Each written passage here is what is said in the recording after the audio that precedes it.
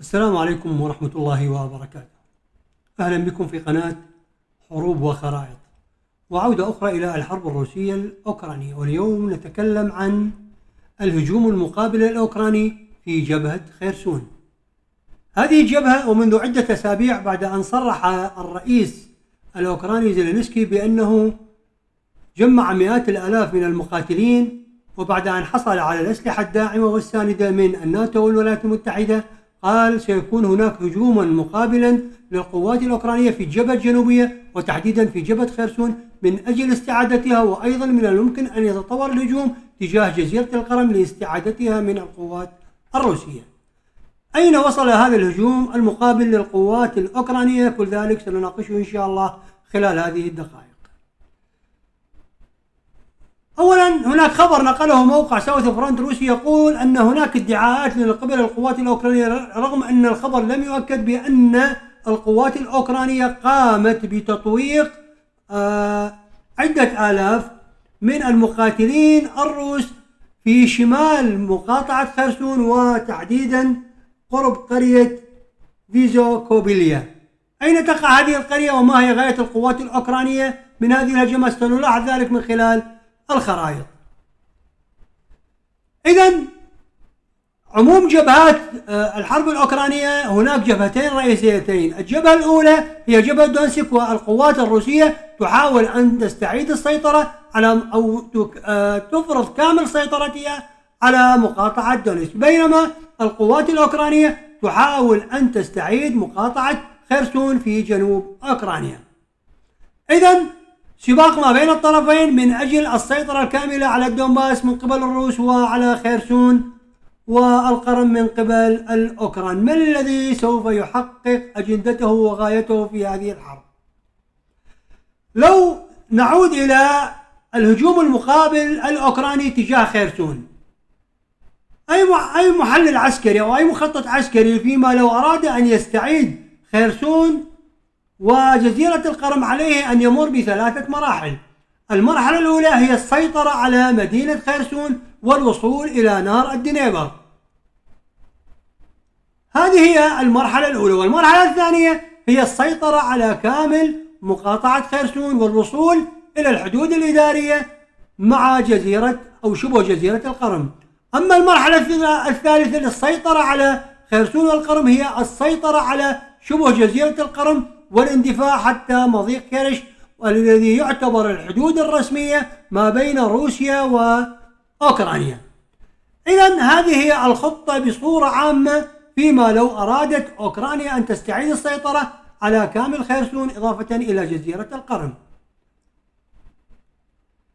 إذن بعد أن استلمت أوكرانيا الأسلحة الساندة وخصوصا منظومات الهايمارس، وكانت قد استلمت منظومة الام 142 والتي مداها حوالي 70 كيلومتر، إضافة لو زودت بصاروخ باليستي قد يصل مداها إلى 300 كيلومتر.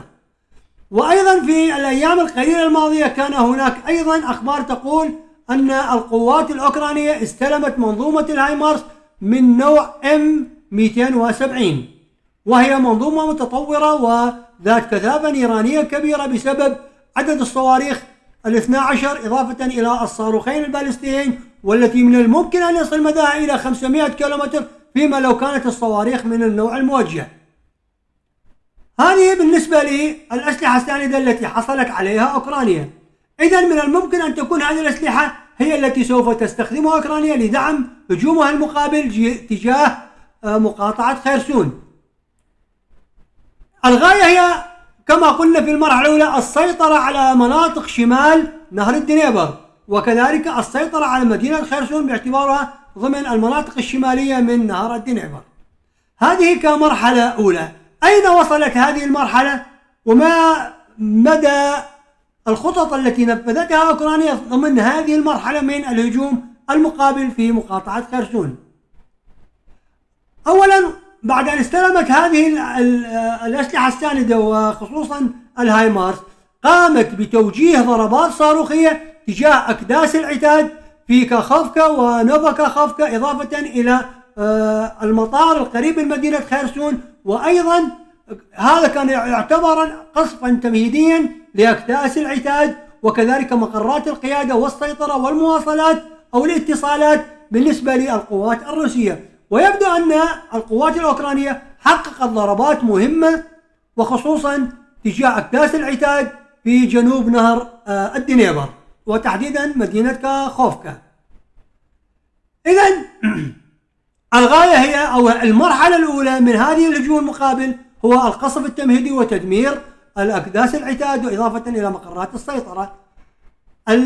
المرحلة الثانية أو الصفحة الثانية من هذا الهجوم المقابل هو استهداف الجسور وكذلك خطوط الإمداد والتموين للقوات الروسية التي تقاتل شمال نهر الدنيبر. وفعلا كان هناك في الأيام القليلة الماضية ضربة إلى الجسر الرابط ما بين كاخوفكا وخيرسون، وأيضا ضربة للجسر الذي يربط مدينة خيرسون مع جنوب نهر الدنيبر.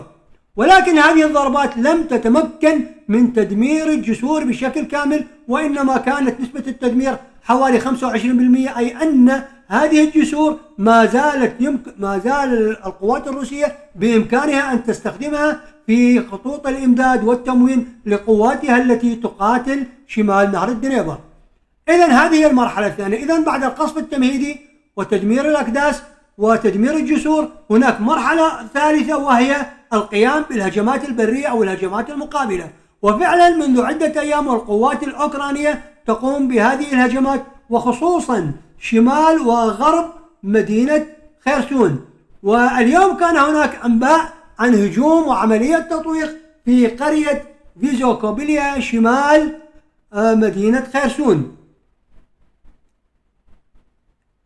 إذن هذه الهجمات التي قامت بها أو الهجمات المقابلة للقوات الأوكرانية في شمال خيرسون، ولكنها تقدمات بسيطة جدا باستثناء العملية التي كانت في الساعات الماضية في شمال خيرسون، فيما لو صحت هذه الأنباء، علما أن القوات أو بشكل رسمي القوات الأوكرانية لم تصرح أنها قامت بتطويق هذه المنطقة، ولكن هناك تسريبات وأخبار على مواقع التواصل تقول أن القوات الأوكرانية طوقت حوالي 1000 مقاتل في شمال مدينة خيرسون وتحديدا في قرية فيزوكوبيلا، وهذه هي قرية فيزوكوبيلا إلى الشمال من مدينة خيرسون. إذن الهجوم كان من الشرق ومن الغرب من أجل تطويق هذه القرية، وأيضا إضافة إلى السيطرة على مدينة أوليغونو. وفعلا تمكنت القوات الأوكرانية من السيطرة على غونو، ومن المحتمل جدا أنها قامت بتطويق القوات الروسية في قرية أو مدينة فيزوكوبيليا.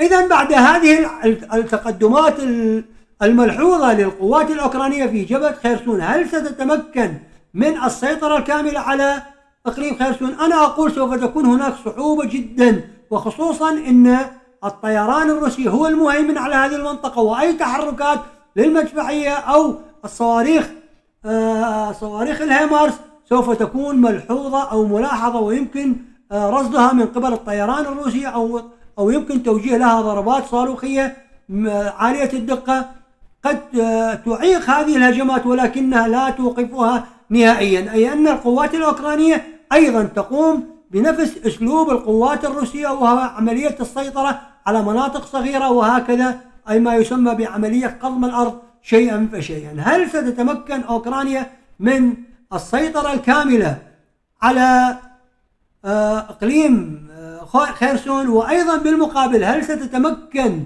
روسيا السيطرة على كامل دونيسك؟ من الذي سوف يسيطر على هاتين المقاطعتين سواء في دونيسك أو خيرسون؟ كل ذلك ممكن أن نعرفه في الساعات أو الأيام القليلة المقبلة. في الختام لا تنسوا دعمكم من القناة من أجل أن يصلكم كل ما هو جديد في الحرب الروسية الأوكرانية من خلال قناة حروب وخرائط. شكرا لكم والسلام عليكم ورحمة الله وبركاته.